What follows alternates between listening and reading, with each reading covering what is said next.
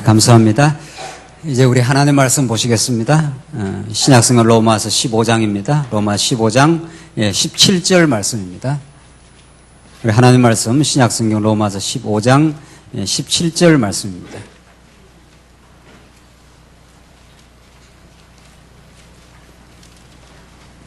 찾으신 줄 알고 봉독 드리겠습니다. 신약성경 로마서 15장 17절 말씀입니다. 그러므로 내가 그리스도 예수님 안에서 하나님의 일에 대하여 자랑하는 것이 있으나 그리스도께서 이방인들을 순종하게 하시려고 나를 통해 역사하신 것 외에는 아무것도 감히 말하지 않겠다. 그것들은 말과 일이며 표적과 놀라운 일의 능력과 성령의 능력으로 이루어졌으니 내가 예루살렘으로부터 일루리곤까지 두루 다니며 그리스도의 복음을 충만하게 전하였으나 내가 그리스도의 이름을 부르지 않는 곳에서 복음 전하기를 힘썼으니 이는 내가 남의 터 위에 건축하지 않으려는 것이다. 기록된 것과 같으니 주의 소식을 받지 못한 자들이 볼 것이요 듣지 못한 자들이 깨달을 것이다 라고 하였다. 21절까지 봉독드렸습니다. 우리는 로마서 16장 전체에 대한 칭의의 복음, 진리의 말씀을 우리가 상고하는데 오늘과 아마 다음 주쯤 되면은 로마서 전체를 총정리하는 시간을 갖게 되겠습니다. 로마서가 다 중요하되 지금 우리가 마지막 살펴가는 로마서의 마지막 부분을 복음적으로 잘 이해하는 것은 로마서의 복음의 깊이를 실제 생활 가운데서도 실제 그 힘을, 그 생명력을 공급받는 아주 중요한 대목이 로마서 마지막에 나타나는 신령한 예배입니다. 로마서가 우리 지금까지 확인한 바에 따르면 서론에서 하나님께서 언약의 복음을 거론하시고 그 언약을 이루시는 여호와 하나님을 가르쳐 주시되 인간을 불의한 가운데 가두어 놓으셔서 인간의 힘으로는 도저히 하나님의 뜻을 이룰 수 없도록 하나님 나라를 만들어 갈 수 없도록 하나님께서 하셨다가 하나님께서 언약대로 보내시는 예수 그리스도의 의의 현현을 통해서 하나님이 얼마나 은혜로우신 분인가, 그들을 그저 의롭다 하시는 그분이 얼마나 놀라운 분이신가를 이제 깨닫게 하십니다. 그걸 깨달을 때 이제 하나님 앞에 깊도다 하나님의 지혜와 지식에 부여하며 우리를 하나님의 긍휼을 덧입히시려고 불의한 가운데 불순종 가운데 가두어 두셨다는 이 깊고 오묘한 진리를 사도 바울이 깨닫고 이제 찬양을 하게 되지 않습니까?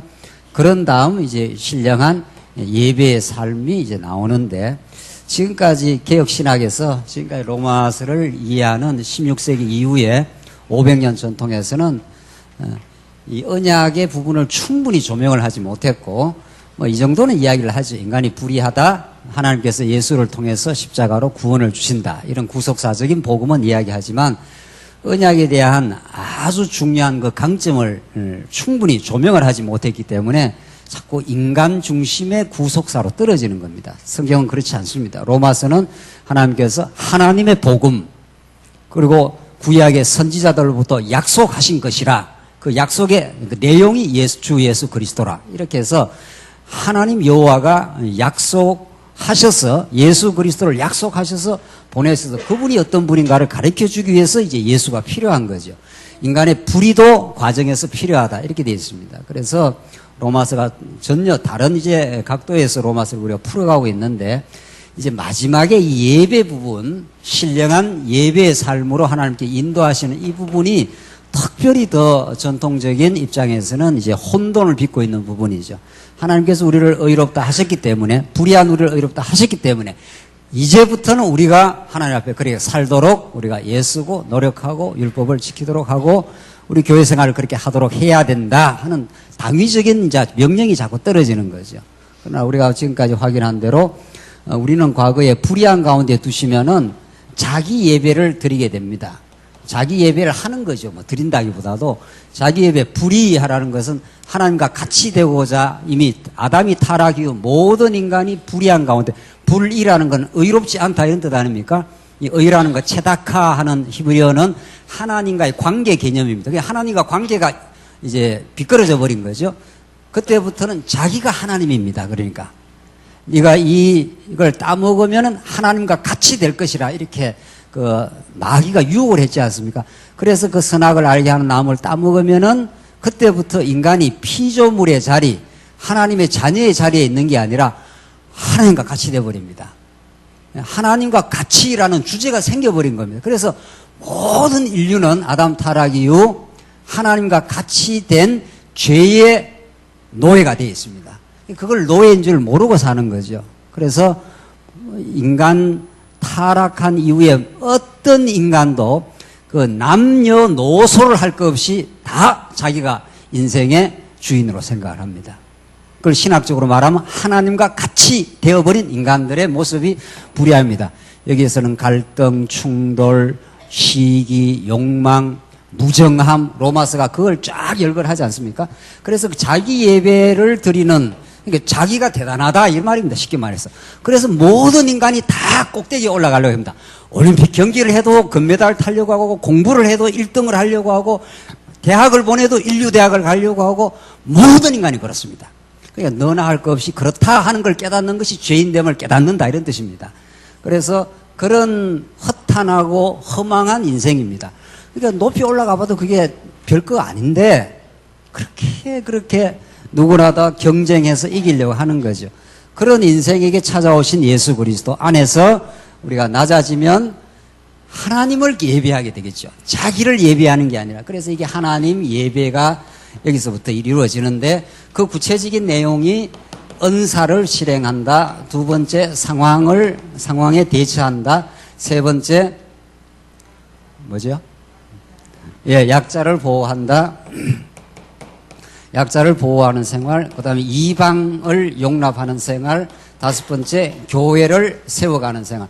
이 다섯 가지 로마서 맥락에 따르면은 또 에베소서라든가 뒤에 골로새서는 거의 유사하지만 또 포인트가 좀 다릅니다. 이제 점점 이제 양육, 무장, 투쟁 이렇게 나가니까.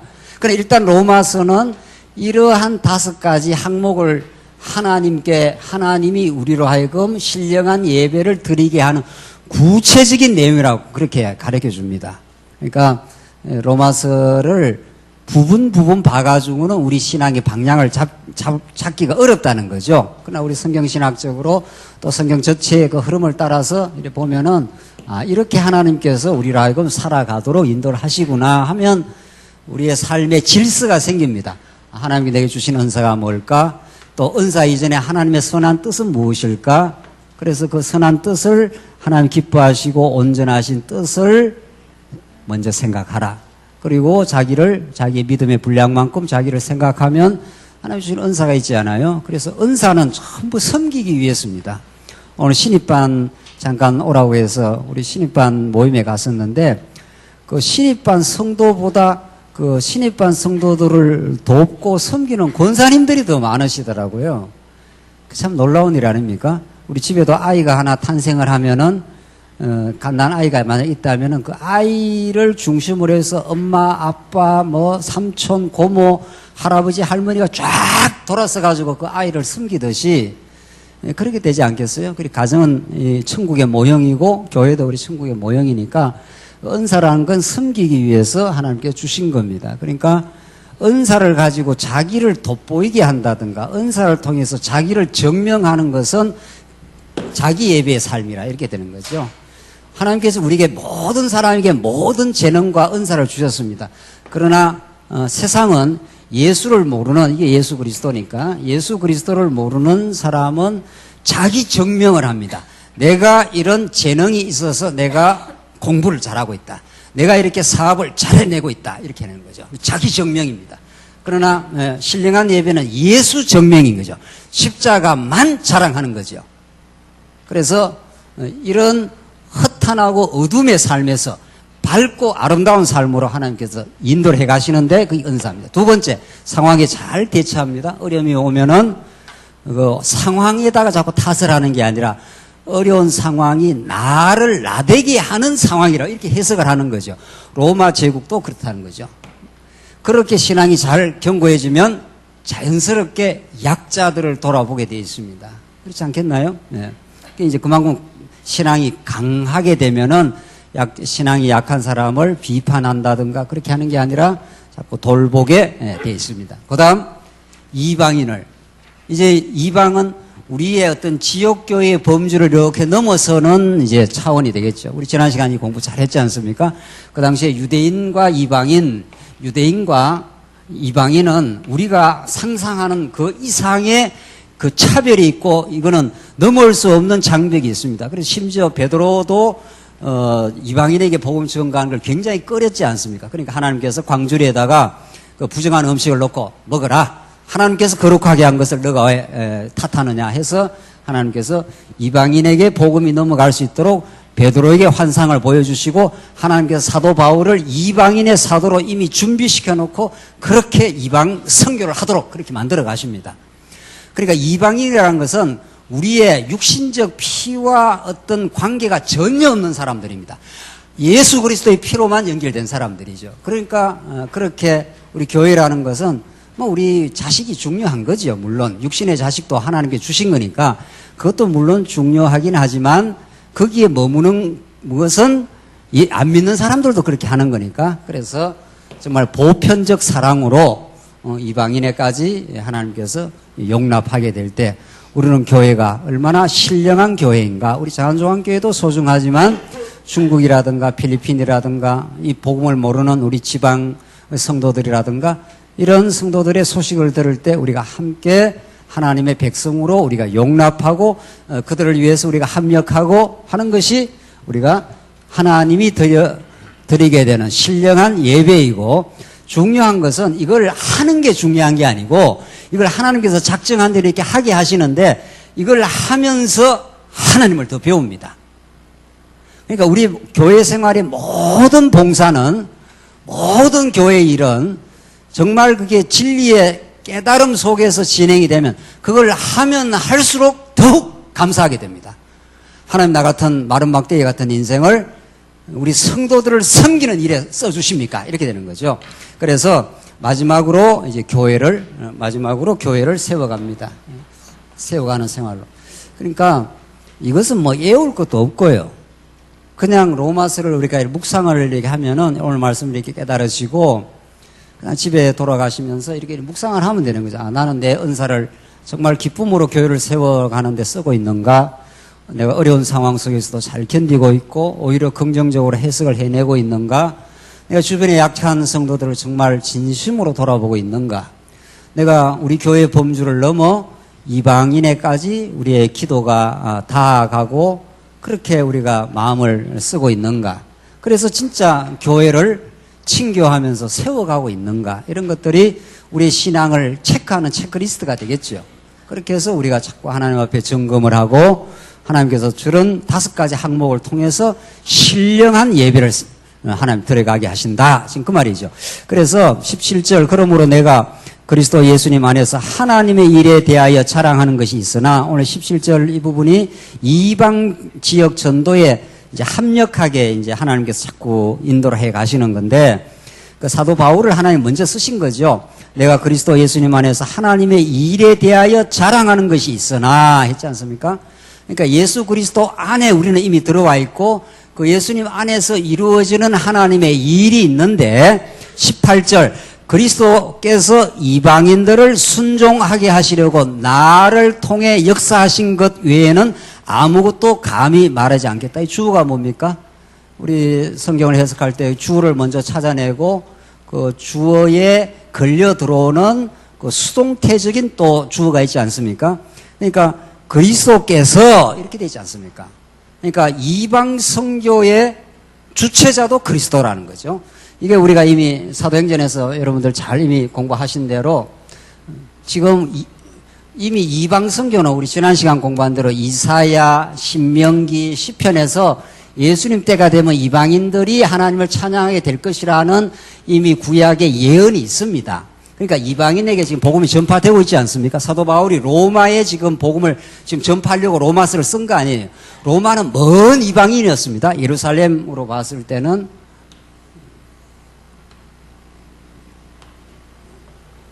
이게 로마고 이게 헬라 반도고 여기가 예루살렘입니다. 예루살렘에서 안디옥에서 이 소아시아 반도, 에베소, 트로아 여기서 이제 마게도냐 쪽으로. 그래서 나중에 로마로 이렇게 갔지 않습니까? 하나님께서 예루살렘에서 발언한 이 진원지에서 복음이 여기서 이제 시작을 해가지고 하나님께서 점점 이렇게 이방을 향해 가게 되는데 이것이 사도 바울이 이렇게 간 게 아니라 이런 뜻입니다. 우리 사도행전에서 구약의 예언대로 될 뿐 아니라 예수님이 다시 언약을 하지 않습니까? 약속을 하지 않습니까? 성령이 오신다. 두 번째, 땅끝까지 이르러 너희가 권능을 받고 복음의 증인이 되게 만들어 주겠다. 약속. 세 번째, 예수님 다시 반드시 오신다. 이게 사도행전 1장에서 예수님이 하신 약속입니다. 이 언약입니다. 그리고 이 언약이 그대로 신약 전체를 풀어가는 그 키가 되는 거죠. 첫째, 성령이 오신다. 두 번째, 권능을 받고 너희가 예루살렘과 유다와 사마리아 땅끝까지 이르러 내 증인이 될 것이다. 이렇게 언약을 했지 않습니까? 그러니까 그대로 지금 사도 바울을 이방의 사도로 불러가지고 예루살렘과 유대와 예루살렘에서 유대 사마리아로 건너갈 때 엄청난 핍박이 왔습니다. 스데반이 돌마다 죽고 유대에 큰 핍박이 일어나니까 여기서 살 수가 없어요. 그래서 이렇게 흩어져 나갔습니다. 그 길을 따라서 사도 바울이 좀 추적하면서 따라가는 거죠. 그러니까 이방의 복음이 전파되는 그 상황 자체가 하나님이 살아계시고 언약의 신실한 분이라는 걸 지금 증명을 하고 있는 거죠. 그러니까 우리가 이렇게 우리 장안정한교회 세워지고 또 어디 중국으로 어디로 복음이 전파된다. 이게 우리가 하는 일이 아니라 우리 여호수아서 오전에도 배웠지 않습니까? 여호수아가 가서 전쟁을 잘 치르는 게 아니라 군대 장관이 먼저 가서 또 요단강이 하나님께서 갈라지게 해서 하나님이 그렇게 지금 전쟁을 치르도록 이렇게 다 앞서서 행하신다는 거죠. 그러니까 우리는 하나님이 그 행하시는 일을 보고 감격하고 찬양하고 그분을 믿는 게 하나님의 일이라고 요한복음에 그렇게 나와요. 어떻게 해야 하나님의 일을 하오리까? 그러니까 예수님께서 열심히 가서 봉사하고 이래라 말 안 했습니다. 하나님과 그 아들 보내신 자를 믿는 것이 하나님의 일이라 그래요. 그래서 우리는 아무것도 아닌데 하나님께서 내 안에서 일하시고 계시고 그의 영광을 드러내고 있다. 이렇게 이게 하나님의 일의 근본적인 목적입니다. 그래서 우리는 정말 피조물이고 하나님의 주권에 사로잡혀 있는데 지금 이렇게 성령이 오신다. 예수님 오셨어도 성령이 신약시대에 안 오면은 진리를 깨달을 수가 없습니다. 제자들이 예수님 다 눈앞에서 다 봤지 않습니까? 표적 행하는 것도 보고 적석에서 안전방위를 일으키는 거 보고 메시아이고 다 봤지만은 예수님 정작 십자가에 매달려 돌아가실 즈음에 다 도망쳤습니다. 그 12제자의 도망침 속에 여러분과 제가 정확하게 들어와 있습니다. 성경에 나타나는 모든 그 인생의 모습들이 우리들의 모습을 그대로 가르쳐줘요. 우리는 그렇게 하나님 앞에 대단한 존재가 아닙니다. 하나님이 성령으로 붙들어 주셔야 진리 운동을 하고 진리의 삶을 사는 거지. 그래서 성령이 오시는 거죠. 그래서 성령이 오신다 하는 것은 예수님이 오셨다 하는 거하고 동등한 복음입니다. 성령이 안 오시면 이렇게 신약교회가 세워질 수가 없는 겁니다. 그래서 권능을 받고 너희가 예루살렘과 유다와 사마리아와 땅끝까지, 이게 이방 선교 아닙니까? 그래서 이렇게 점점 사도 바울을 이방의 사도로 세워서 이 로마까지 가도록 죽음이 기다리는 곳, 예루살렘의 결박이 기다리는 곳, 이런 곳을 하나님이 사도 바울로 하여금 가도록 이렇게 추동을 합니다. 마음에 감동을 주시고 깨달음을 주시고 그 위험한 곳을 갈 수 있도록 그렇게 해나가시는 거죠. 그래서 하나님이 살아계신다 이렇게 되는 거죠. 하나님이 이렇게 이방을 하나님의 사람으로 만들어 가셨다. 그러니까 18절 그리스도께서 이방인들을 순종하게 하시려고, 주어가 그리스도예요. 주어가 사도 바울이 아니라 우리가 말씀운동에서 수십 년을 배운 진리의 메시지는 복잡하고 어렵지 않습니다. 성경은 하나님이 주어가 돼서 하나님이 일하신다 이런 뜻입니다. 누구를 통해서? 여러분과 저와 같은 마른 막대기 같은 인생을 통해서 하나님이 하신다는 겁니다. 그 은혜와 그 감격, 그걸 우리가 놓쳐버리면 아무것도 아닙니다, 사실은.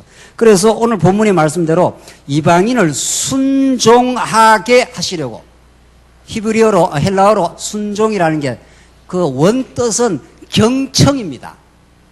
경청이라는 건 남의 이야기를 이렇게 잘 듣는 것입니다. 하나님의 뜻을 맞습니다. 하나님 죽으라 하면 죽겠습니다. 하나님 살으라 하면 살겠습니다. 이게 순종입니다. 왜? 당신이 통치자시니까. 당신이 주인이시니까. 당신이 오라면 와야 되고 가라면 가야 되고 그런 게 우리 인생입니다. 아무 우리는 결정권과 무슨 능력이 있는 존재가 아닙니다. 하나님 오늘 오후 시간에 이렇게 마음과 여건을 주셔서 오늘 이 자리에 있게 하시면 있게 되는 것 뿐입니다.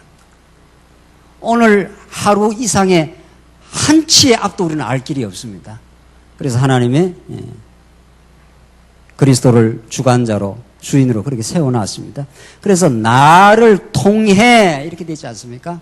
그러니까 우리는 그냥 채널일 뿐입니다. 그냥 도구일 뿐이란 말이죠. 주인이 도끼를 가지고 큰 나무를 이렇게 베었는데 도끼가 내가 이렇게 나무를 베었다 이렇게 자랑하면 너무 우습지 않아요? 그렇지 않나요?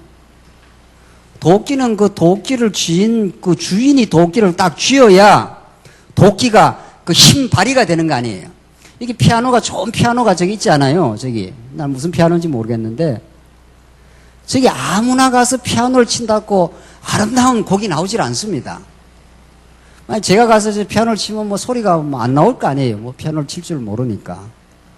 그 피아노가 중요한 게 아니라 누가 저 피아노를 지금 그 금반을 누가 치느냐가 중요합니다. 뭐 요즘에 그 중국에 누가 뭐 피아노를 잘 치는 사람이 있다고 그러잖아요.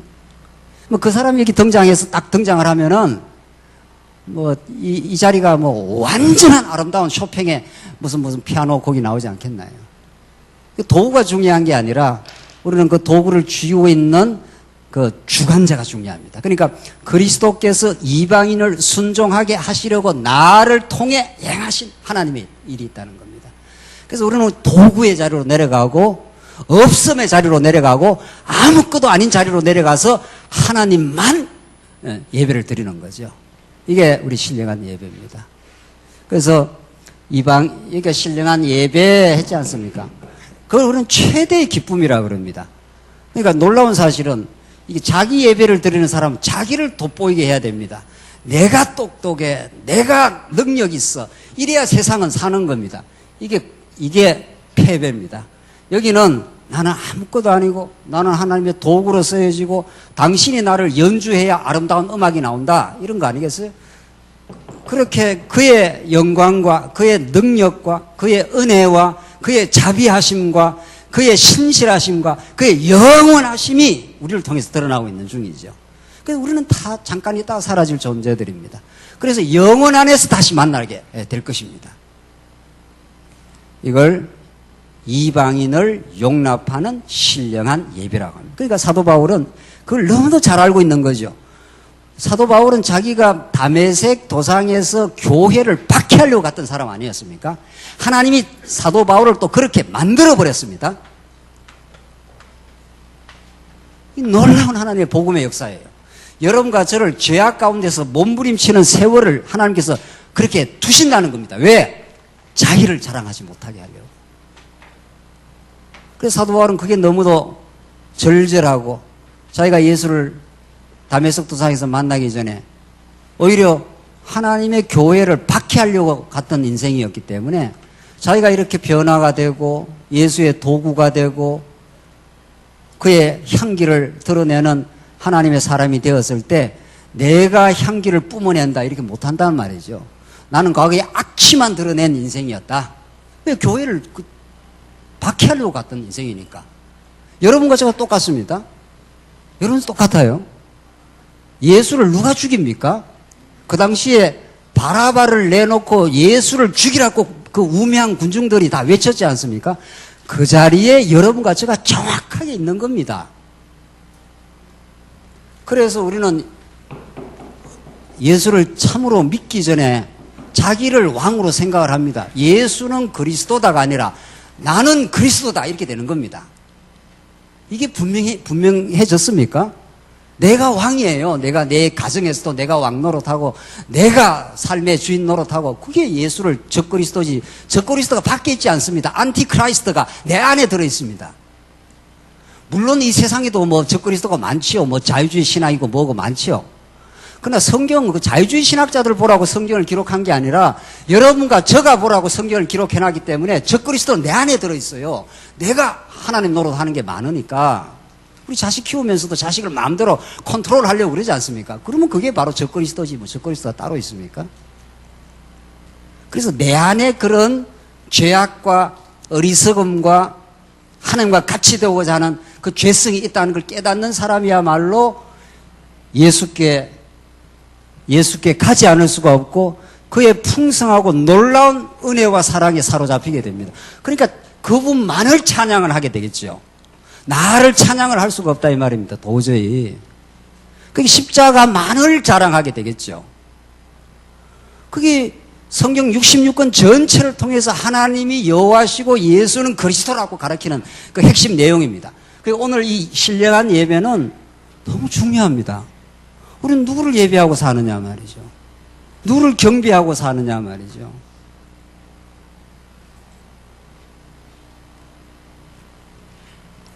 우리 신앙의 선배들은 이렇게 우리 성경 신학적으로 깊이 몰랐어도 우리 종교개혁자들은 오직 하나님께만 영광을 그것만 외치다가 죽었습니다. 어떤 인생도 자기가 영광 받을 수 있는 인생이 없다고. 오직 하나님께만 영광을. 이게 종교개혁자들이 16세기 종교개혁자들이 그렇게 피를 흘리면서 분투하면서 그 로만 가톨릭과 맞서서 정확하게 싸우면서 우리는 교황에게 영광을 돌릴 수가 없다. 오직 하나님께만 영광을 돌린다. 그렇게 치열하고 순수했습니다. 우리 성경신학 하면서 정말 하나님께만 우리가 영광을 돌리고 우리가 그렇게 절절한 은혜에 사무치는가는 오늘 본문에서 우리가 확인을 해야 됩니다. 나를 통해 역사하신 것 외에는 아무것도 감히 말하지 않겠다. 그것들은 말과 일이며 표적과 놀라운 일의 능력이며 이 당시는 하나님께서 사도시대니까 표적도 행하게 하고 놀라운 일의 능력을 드러내기도 했습니다. 성령의 능력으로 이루어졌으니 지금 사도시대가 끝났으니까 지금 뭐 표적이 일어나는 건 아닌 거죠. 우리가 그걸 정리하고 있지 않습니까? 내가 예루살렘으로부터 일루리곤까지 두루 다니며 그리스도의 복음을 충만하게 전하였으나 그 사도 바울이 많이 이렇게 1차 전도, 2차 전도, 마지막 로마까지 이렇게 두루두루 다니면서 왜? 가는 곳곳마다 골로새 교회, 에베소 교회, 고린도 교회, 뭐 데살로니가 교회, 마침내 로마 교회, 이 교회가 많이 세워졌지 않습니까? 복음이 전파하는 곳에 그 교회가 세워지는 곳이니까 그래서 가는 곳곳마다 지도자들을, 감독자를 세웠습니다. 디도서를 보면은 내가 다른 지역으로 갈 터니 디도 네가 그 지역을 잘 이렇게 돌보라. 뭐 요즘 말하면 목사라 해도 되고 뭐 장로라 해도 되고 그 지도자를 세워서 교회를 이렇게 세우고 몇 차례를 이렇게 돌면서 두루두루 순회죠. 다니면서 이렇게 교회를 든든하게 만들어가고 격려하고 복음으로 그렇게 지도를 했습니다. 그래서 20절 내가 그리스도의 이름을 부르지 않는 곳에서 복음 전하기를 힘썼으니 이는 내가 남의 터 위에 건축하지 않으려는 것이었다. 이때 남의 터 하는 것은 남 하는 게 우리 다른 사람 이런 뜻이 아니고 다른 진리 제도 위에 이런 뜻입니다. 이게 번역상 이게 문제인데 다른 진리 제도 위에는 교회가 세워지지 교회를 내가 세우려고 하지 않았다. 그러니까 복음 진리 위에서만 교회를 세웠다. 남의 하는 게 무슨 사람 남이 아닙니다. 이게 번역상 오류인데 기록된 것 같으니 주님의 소식을 받지 못한 자들이 볼 것이요 듣지 못한 자들이 깨달을 것이다 라고 하였다. 이렇게 해서 자꾸 이방 땅으로 주님의 소식을 듣지 못한 사람들에게 복음이 전파되게 하려고 사도 바울이 그런 마음을 주시고 사도 바울의 발걸음을 그렇게 아름답게 하셔서 자꾸 인도해 가시는 거죠. 그래서 22절에 넘어가시면 22절로 29절은 서바나 전도에 합력할 것을 바라며 그 마땅함을 이제 가르쳐 주십니다. 이제 사도 바울이 로마를 지나 여기가 로마인데 서바나는 이쪽에 있지 않습니까? 이게 스페인이니까 사도 바울의 세계는 이 서바나까지입니다. 이게 사도 바울의 우주입니다. 이 당시는 뭐 우리 지금처럼 뭐 인터넷이 있는 것도 아니고 뭐 비행기가 있는 것도 아니까 사도 바울이 생각하는 세계는 여기 서바나 여기까지죠. 그래서 서바나까지 가는데 이 협력을 해 줄 것을 당부를 하는 내용. 한번 보십시다. 이게 어떤 의미를 가지고 있는가? 우리 신앙생활에 한번 보십시다. 22절. 그래서 내가 너희에게 가려고 했던 것이 여러 번 막혔으나 이제는 이 지역에서 더 일할 곳이 없고 또 여러 해 전부터 너희에게 가려는 소원이 있었으므로 하나님께서 우리에게 소원을 주어 행하게 하시나니 그렇게 그 빌립보서에서 나오지 않습니까?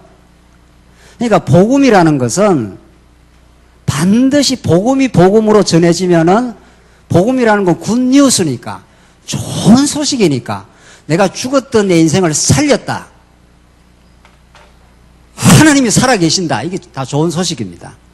그럼 우리가 염려할 게 없다. 하게 복잡하고 염려하다가도 하나님 어련히 하실까봐 이렇게 자꾸 그 좋은 소식이 아닙니까? 그 좋은 소식을 듣는 사람들의 마음의 열매가 뭐가 떨어지느냐? 진짜 좋은 소식을 자꾸 듣게 되면은 반드시 좋은 소원이 생깁니다. 그러니까 내 안에 지금 어떤 소원을 가지고 있느냐, 그게 그 사람의 인생의 정체성입니다. 예를 들어 보십시다. 도둑놈이 있다 치십시다. 아주 도둑 전문인이 있다 치십시다. 그 사람의 소원은 뭡니까? 뭐 도둑놈도 전문 도둑이 있는지는 모르겠는데, 있다 치십시다. 그 사람의 평생 소원은 무엇입니까? 어떻게 해야 주인한테 안 걸리고 가장 쉬운 방법으로 가장 많은 돈을 훔쳐올 수 있을까? 이게 아마 도둑놈의 소원이겠죠.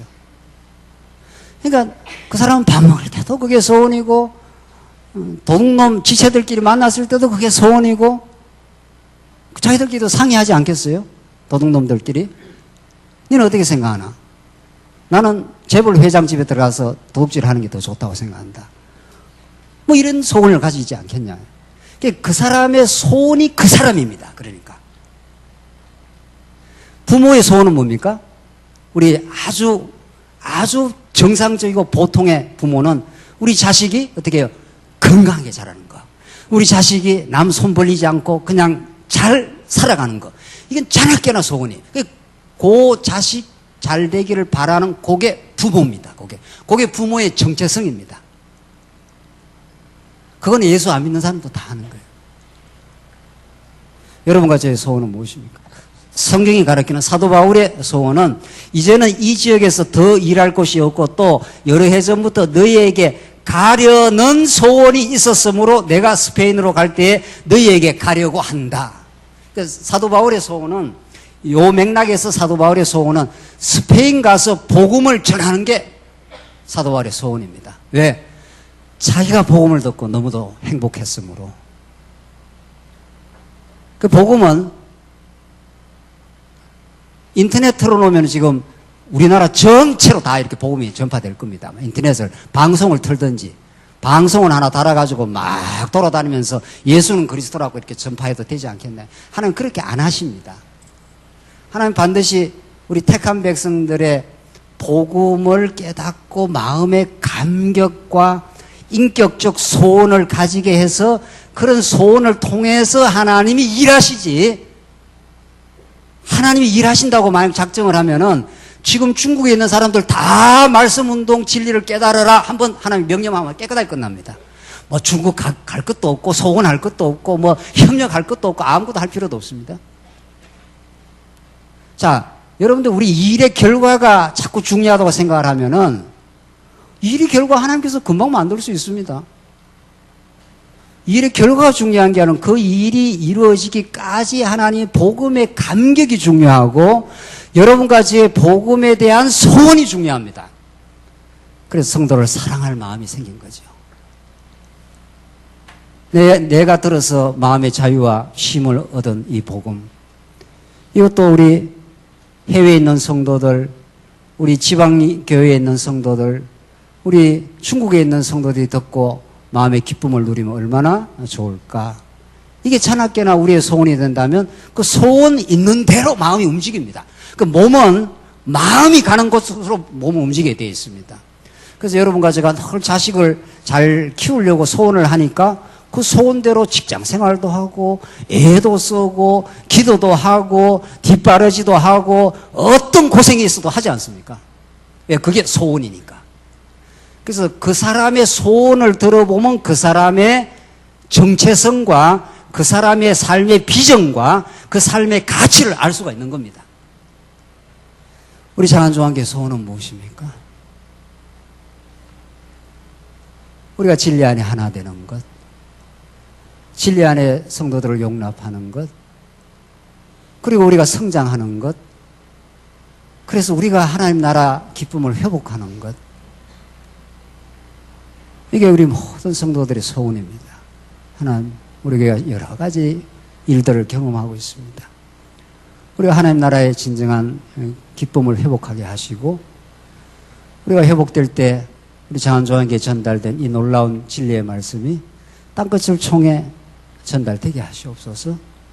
이게 우리의 소원이라면 그 소원을 주신 하나님이 그 소원을 이루실 겁니다. 그래서 이 복음이라는 것이 하나님이 다 알아서 하실 거니까 뭐 꼭 내가 해야 되냐라든가 이런 거는 복음을 들은 게 아닙니다. 그거는 하나님이 다 작정되고 예정이 되어 있으니까 다 하나님 때가 되면 다 하실 것이다. 그게 진짜 작정과 예정을 진짜로 깨달아서 하는 수도 있고, 진짜로 깨달은 게 아니라 자기를 거기에서 빼버리고 정말 껍데기 신앙으로 하는 수도 있는 거죠. 그러면 그건 작정과 예정을 들은 말씀이 아니라 정말 우리가 숙명론을 들은 거나 마찬가지입니다. 다 정해져 있을 거니까. 뭐 지금 뭐 중국이든 필리핀이든 다 뭐 이 말씀 듣기로 정해져 있으면 다 언젠가는 듣겠지. 언젠가는 듣기는 합니다. 여러분과 제가 예 안 써도 하나님께서 다 하실 일은 하시겠죠. 그러나 그런 마음이 드는 게 아니라 하나님께서 우리에게 주신 이 놀라운 복음이 그들도 같이 들어서 얼마나 좋을까. 자나깨나 그 복음을 함께 나누는 것이 얼마나 큰 기쁨인가. 이게 소원입니다. 그래서 24절, 이는 내가 지나가는 길에 너희를 만나보고 얼마 동안 너희와 기쁨을 나눈 후에, 성도와 만나는 것이 기쁨이 되기를 바라는 거죠. 너희가 나를 그곳으로 보내주기를 바라기 때문이다. 사도 바울은 참 이게 솔직하고 정말 로마로 가는데 스페인은 이쪽에 끝에 있으니까 이쪽으로 가려면 많은 힘이 들지 않겠어요? 그러니까 사도 바울이 우선 로마에다가 편지를 써서 여기에 너희들을 만나고 복음의 기쁨을 나누고 스페인까지, 스바나까지 가는데 너희들이 협력해 주길 바란다, 이런 거죠. 25절, 그러나 지금은 성도를 섬기는 일로 예루살렘에 간다. 이게 뭡니까? 성도 섬기는 일. 고린도 후서의 8장 9장 그 위에 잘 나와 있는 바로 연보입니다. 연보가 번역이 잘 되어 있지 않습니까? 우리 한자말로 버릴 연자, 보태를 보자니까 이 번역 우리 다 성경에 나온 게 우리말 번역인데 이 번역이 잘 됐습니다. 헌금하는 것보다 훨씬 낫죠. 헌금은 우리가 갖다 바친다는 뜻이니까 물론 하나님께 마음을 바치고 하는 건데 버릴 연자, 보태를 보자니까 수제의 연 할 때 버릴 연자 아닙니까? 그러니까 나를 버리면 이쪽에 채워지는 거죠. 다른 쪽에. 예수 그리스도가 부유하신 그분이 우리를 위해서 가난하게 되시면 가난한 우리를 부욕해 하려 하심이라. 이게 연보의 정신이니까. 그러니까 연보라는 것은 그리스도의 연보적 마음, 하나님의 하늘의 은혜를 우리에게 나누어 주시기 위해서 그가 고난을 치른 거 아니에요.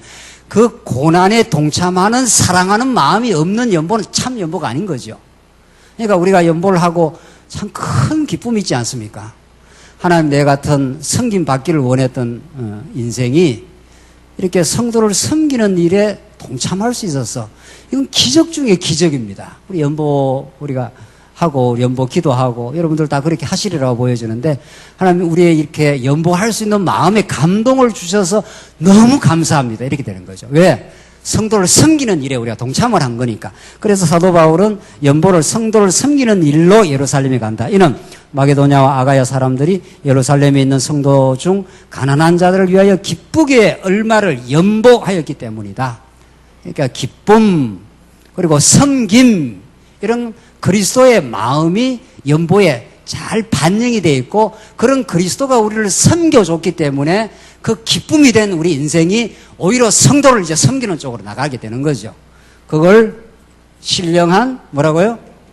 예배 이렇게 말하는 겁니다. 신령한 예배는 그렇게 하나님께서 복음의 능력을 통해서 우리에게 하도록 그렇게 자꾸 이렇게 인도를 하십니다. 그래서 우리가 교회를 위해서 많이 연보를 했다 치십시다. 내가 얼마나 연보 많은 줄 알아? 이 교회 세우는데 얼마나 수고한 줄 알아? 이렇게 안 한다는 거 아닙니까? 하나님 어쩌다가 날 같은 마른 막대기만도 못한 깨진 질그릇 조각 중에 한 조각만도 못한 인생을 하나님의 복음에 사로잡혀서 교회를 섬기고 성도를 섬기는 이 거룩한 연보에 동참할 수 있게 되었습니까? 그래서 면류관을 천국 가서 씌워주면은 그 면류관을 내가 받을 만한 자격이 있다고 이렇게 의시되는 게 아니라 면류관을 벗어 어떻게 해요? 죽게 벗어 던지면서 찬양을 한다고 계시록에 그렇게 나와 있습니다. 사랑하는 성도님들, 그동안 얼마나 교회를 세우시면서 지금까지 수십 년을 오면서 많이 수고하시고 그 피와 땀으로 얼룩진 연보들을 통해서 교회를 세워오셨습니까? 그건 하나님 주신 놀라운 은혜입니다. 그건 담 없는 은혜입니다. 그건 한없이 하나님께 감사하고 찬양할 우리 신앙의 삶의 내용입니다. 그걸 오늘 로마서는 신령한 예배라고 그렇게 지금 말하고 있는 겁니다. 하나님이 이렇게 신령한 예배, 부패하고 타락한 자기 예배가 아니라 자기 예배 드리던 우리 옛 자아를 십자가로 예수님께서 십자가 돌아가실 때 우리도 여기 다 같이 못 박혀 버렸습니다. 그래서 3일 만에 예수님 부활할 때 우리도 같이 부활했다는 거 아닙니까? 이걸 세례라. 로마서 우리가 공부한 6장에서는 예수와 함께 죽고 예수와 함께 살아나서 예수께 연합이 되었다 이렇게 말합니다. 그래서 여러분과 저는 내게 하나도 없습니다. 이제 내 건강도 생명도 신앙도 진리의 깨달음도 내게 하나도 없습니다. 전부 그리스도로부터 공급받는 은혜의 선물이라 이렇게 되는 거죠.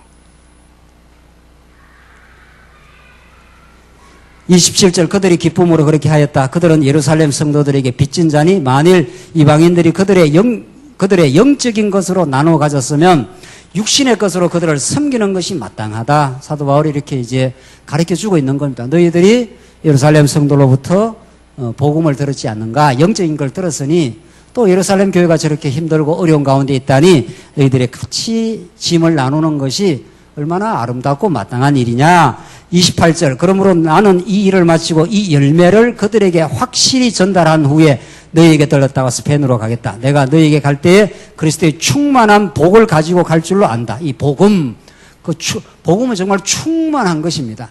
복음을 복음답게 들으면은 우리 정말 왜소하고 세상에서 짓눌리고 하던 우리의 인생이 얼마나 하늘의 신령한 그 기쁨과 누림이 있는지 모릅니다. 이 땅에 어떤 일을 겪어도 우리는 하나님의 자녀, 영원한 천국을 기업으로 물려받은 하나님의 백성, 이런 든든한 자기 정체성이 있습니다. 그래서 세상에서 좀 회사에서 세상에서 못난 모습으로 요즘은 또 미모가 얼마나 중요한 세상이 돼가지고 말이죠. 조금 뭐 어떻게 그러면은 그게 평생을 그 인생을 지배한다고 합니다. 이거야말로 예수 모르는 인생들입니다. 우리는 하나님 안에서 최고의 인생이 되었고 가장 복된 하나님의 자녀가 되었고 더 이상 보이는 것으로 판단받는 인생들이 아닙니다.